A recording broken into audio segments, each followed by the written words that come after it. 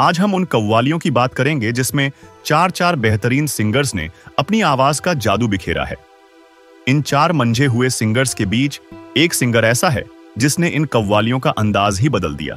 उनकी आवाज का जादू ऐसा है कि सुनने वाले बस उन्हीं को महसूस करते हैं। जी हां, हम बात कर रहे हैं रफी साहब की। तो हेलो दोस्तों, कैसे हैं आप सब? उम्मीद करता हूं आप मजे में होंगे क्योंकि आप ये खास म्यूजिक चैनल देख रहे हैं। चलिए शुरुआत करते हैं साल 1960 की सबसे बेहतरीन कव्वाली से।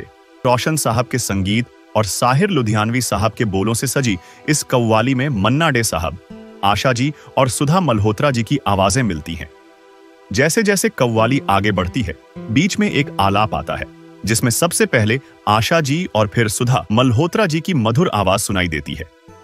इसके बाद मन्ना डे साहब की जुगलबंदी होती है जो इस कव्वाली को एक अलग ऊंचाई पर ले जाती है।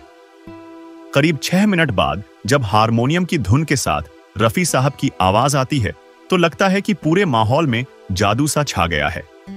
वो एक तरफ राधा कृष्ण की बात करते हैं और दूसरी ओर अल्लाह और रसूल के फरमान की बात करते हैं। उनकी इस गायकी से कव्वाली एक अलग ही स्तर पर पहुंच जाती है। को बुत और बुत को देवता करता है इश्क इनका। दोस्तों, अब बात करते हैं दूसरी कव्वाली की जो उसी दौर की है। इसमें भी रोशन साहब का संगीत और साहिर साहब के शब्द हैं। इस बार भी मन्ना डे साहब, रफी साहब और आशा जी की आवाज है। यहां मन्ना डे साहब और रफी साहब की जुगलबंदी देखने लायक है। जैसे ही रफी साहब आलाप लेते हैं, उनकी आवाज में एक अलग मिठास और गहराई महसूस होती है।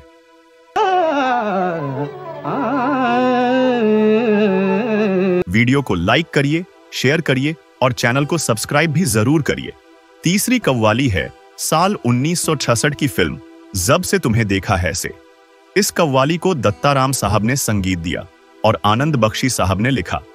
यहां मन्ना डे साहब और रफी साहब के साथ आशा जी और लता जी की आवाज है। इस कव्वाली में शम्मी कपूर और शशि कपूर दोनों ही स्टार्स कव्वाल की भूमिका में हैं। शम्मी कपूर साहब के लिए मन्ना डे साहब ने प्लेबैक दिया, जबकि शशि कपूर के लिए रफी साहब की आवाज का उपयोग हुआ।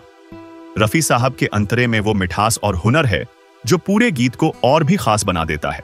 तुम हसीनों से। दोस्तों, अब बढ़ते हैं चौथी कव्वाली की ओर जो 1976 की फिल्म लैला मजनू से है। इस कव्वाली में शंकर शंभू साहब, अंबर कुमार साहब और अजीज नाजा साहब जैसे मंझे हुए सिंगर्स की जुगलबंदी है। इस कव्वाली का पहला हिस्सा इन तीनों सिंगर्स ने गाया है और जब रफी साहब की आवाज आती है तो उनकी आवाज पूरी कव्वाली पर छा जाती है। उनके द्वारा गाया हुआ अंतरा इतना खास है कि कोई भी उसे भूल नहीं सकता। इन कव्वालियों में 4 सिंगर्स होने के बावजूद अगर कोई बात हमें सबसे ज्यादा याद रहती है तो वह है रफी साहब की आवाज। उनके गायकी के अंदाज और जादू ने इन कव्वालियों को एक अलग ऊंचाई पर पहुंचा दिया। था जो सुनने में आया तुझे वैसा ही पाया। तो दोस्तों, उम्मीद करता हूं आपको ये वीडियो में बताई गई म्यूजिकल कहानी पसंद आयो होगी।